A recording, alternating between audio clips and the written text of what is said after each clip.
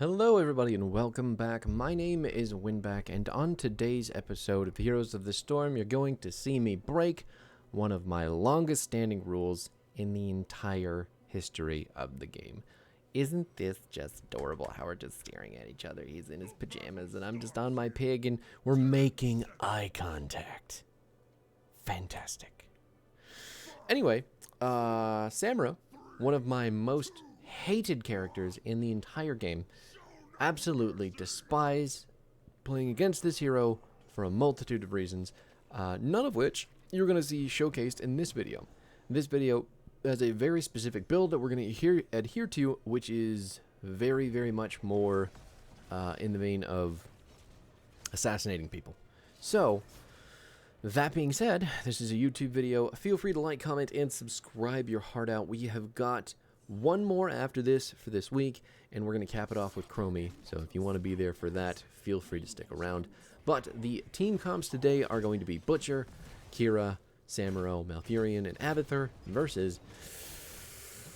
oh, that's a rough lineup. Malthael, Alarak, Auriel, Phoenix, and Zul'jin. This is all happening on Tomb of the Spider Queen, and things are going to get pretty lit, let me tell you. Looks like the enemy team has a Malthael double soaking, so we're just down here all by our lonesome, trying to stay alive. Now, Samuro's whole gimmick is his Q key, and his D key, and potentially his R key if you really go that far with it.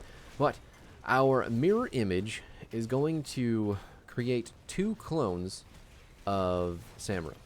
Now, I guess we should probably go over the entirety of the ability, because it is pretty complex, and it does have so much nuance to it that if you don't have a basic understanding of what's going on, you're not going to catch all the subtlety.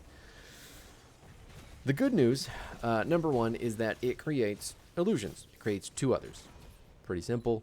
And the actual Samuro is going to teleport to whichever direction your cursor is facing. So it's also a teeny tiny movement spell that is going to put Samuro whichever way you want him to be.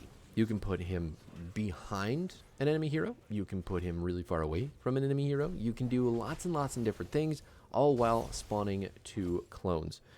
So, mirror images are going to last 8 seconds. They're going to have 100% of our current health, and they're going to only do 12 basic attack damage.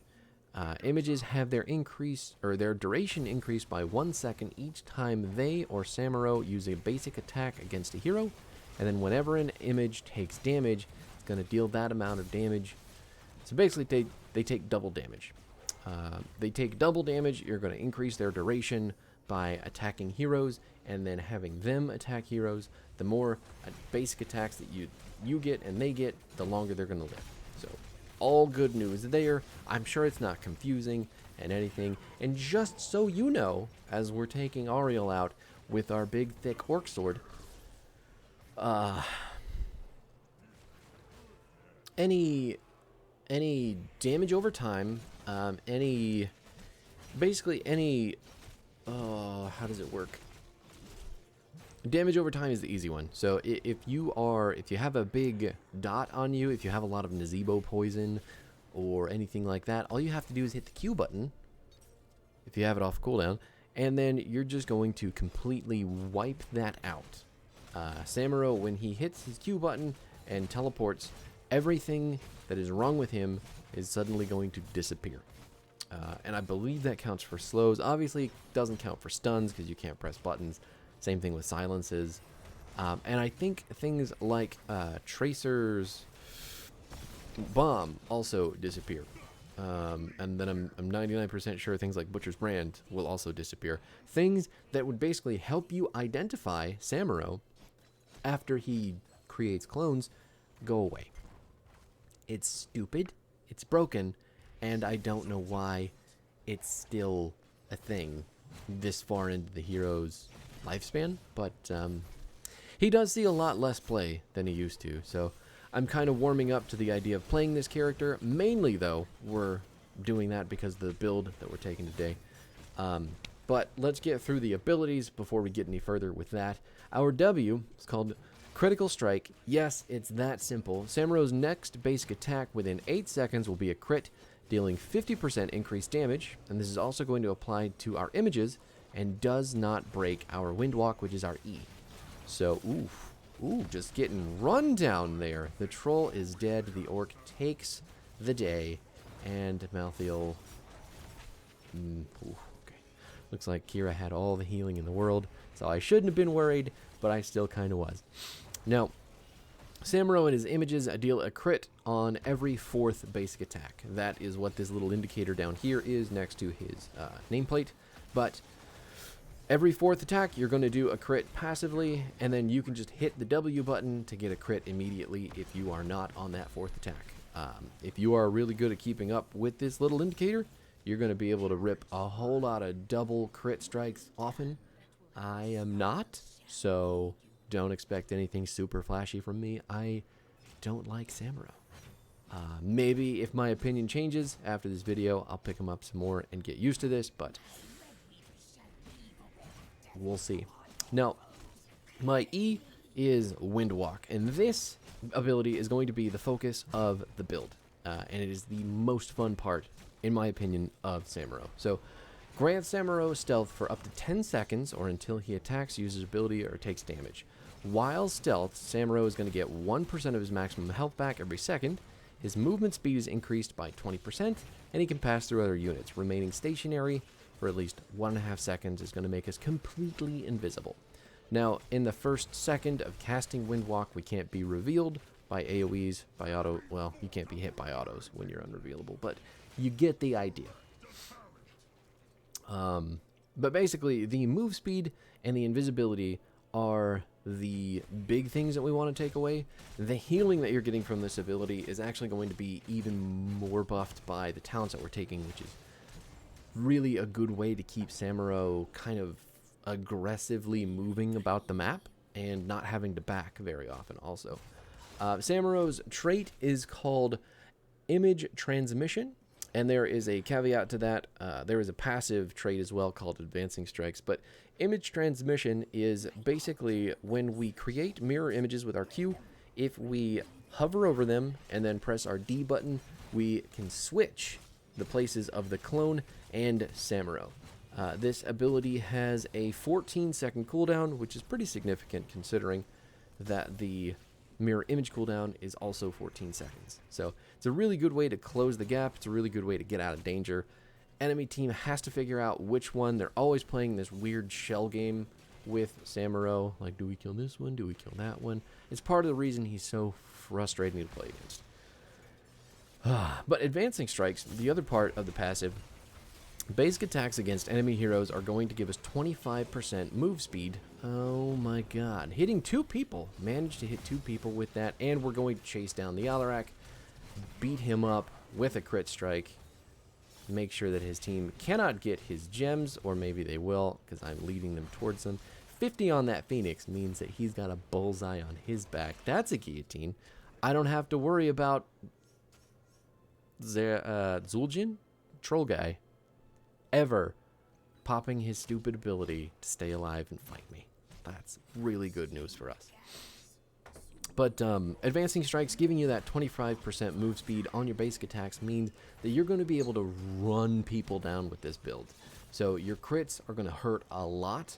We're going to be basically shredding people towards the later side of the talent, and they're not going to have a very easy time getting away from us between our images, our image transmission, and our Blade Storm, as you can see. The Blade Storm is what we're picking up for our level 10 talent, and I just used it on a minion wave, and I'm just so happy that the cooldown has been reduced to 25 seconds. This used to be, I think, like a 100-second cooldown, and Samuro would go unstoppable during the duration of the Blade Storm. So a lot of the damage it was doing was pretty nuts, and he couldn't be stopped from doing it, but it was always like, hey, that's the real Samuro, go kill that guy, and that was kind of the end of it. Now you can use the ability to wave clear and just genuinely have more fun because it's more available. So just pressing your R button like it's, you know, the cool new thing. It's actually really, really, really fucking cool. Oh my god, Butcher already stacked and taking out the Phoenix with all of the gems directly under his core. Probably making him feel pretty bad about that, for sure. And then he's just going to stay around far too long. I'm going to go pick up his gems because, you know, somebody's got to. I'm pretty sure Kira's dead also. We're just going to let that go. Everything's fine. Is Kira dead? She's not. What the hell? She's dead now? No? Get that minion spray. What kind of BM is that? And the Blade Storm. That just feels so good. Using that ability to just, like, do damage instead of sitting on it forever and a day. That's good. That's good stuff. So anyway, our build is going to start off with Way of the Wind. We're going to get 40% move speed for 3 seconds after entering or exiting Windwalk. And then casting Windwalk is going to give us 5% of our maximum health back. You'll remember that Windwalk gives us 1% for every second that we're stealthed. So we can get 10% of our health back by rocking the whole Windwalk, and then additional 5% on top of that just for hitting the button. So if we are just using the Windwalk to get around, we're getting 15% of our health back passively. Awesome. Are you guys doing a camp over here? We're just going to use some clones to scout it out. I can image transmit over there. Yep, we're going to hop right on in and out of the bush. Ariel standing in just the worst place possible, getting lamb to the slaughtered as I pick up the Knight Can't Handily, and then we just blade storm some people to death. I'll take 2 kills for my own life every single day. Every day. That was so cool looking. And then there's Phoenix. So, being dead, we have plenty of time now to talk about my level 4 talent, One with the Wind. While Samuro has Windwalked active, and for 3 seconds after breaking it, both he and his mirror images are going to get 30 armor. 30 armor in and out of Windwalk. And you're going to see towards the later side of the game how important that 30 armor is going to be. It's basically going to be up all the fucking time. It's insane.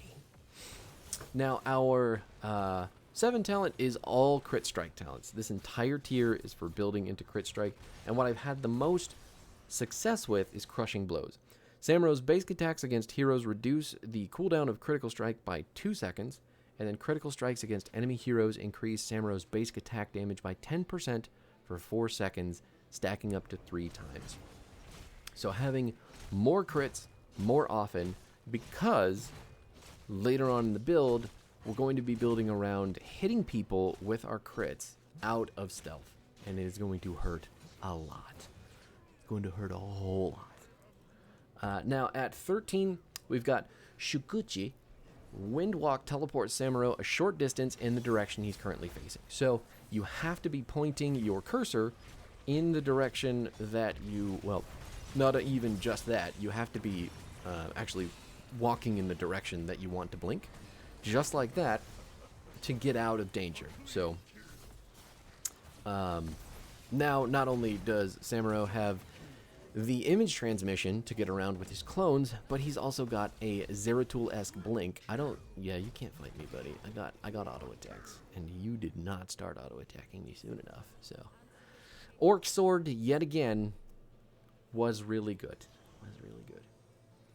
But that blink can go over walls. That blink can get you in and out of danger like nobody's fucking business, and it's so good. Harsh Winds is our 16, which is really just the capstone of the build, as far as damage goes. So Harsh Winds is going to let us attack a hero out of Windwalk, and they are going to take 30% increased damage from Samuro after we've done that. So basically, we are going to Windwalk up to people with our W active for a crit, and then we're just going to start slapping them to death with our massive presence. Yeah. I mean, you can kind of see it all happen here. It all comes together. Sadly, the game ended before we hit level 20, because the 20 talent is what makes this build so fucking OP. Now at 20, yeah, we're not even gonna get to see it. It's a very simple talent, but it is fucking busted. It's going to be the talent upgrade for the Way of the Wind, or Windwalk. I think it's... I don't actually know.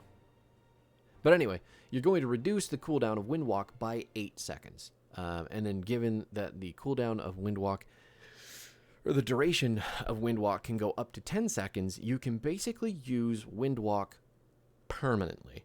So that means that when you're attacking people out of stealth, you are doing lots of damage to them very often. You're going to be blinking very often. You're going to be healing up super often. Basically, you're unkillable with this build as long as you're playing smartly. It's full guerrilla style warfare, but at the same time, it's so hard to kill this character with all of his movement and the amount of cooldown reduction that you get at level 20 on your Windwalk. It is just the absolute chef's kiss.